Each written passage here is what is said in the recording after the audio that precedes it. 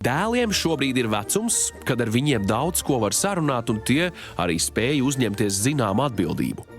Lai bērni spēlējas ar viņu pietiekoši aktīvi, vienīgais, ka, protams, ka jābūt uzmanīgam un nevajag darīt viņam sāpes, kaut kādas nepatīkšanas, bet tā, lai viņi pietiekoši aktīvi ar viņu komunicē, lai viņš pierod pie tā, ka kāds cits viņu var tur paņemt, aiz kepiņas, tur bišķiņ pavilkt, un tas nekas, viss vienalga beigsies labi, tas ļaus viņam tikai nebaidīties no tādām darbībām.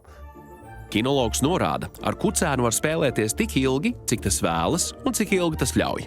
Ja tas nogurst, demonstrē to ar apgulšanos, izvairīšanos, aizmigšanu, tad bērnam tas ir jārespektē un rotaļa ir jābeidz. Kucēnam pieaugot, rotaļu laiks būs ilgāks. To varēs arī mācīt, doties pastaigās un citādi jauki pavadīt laiku.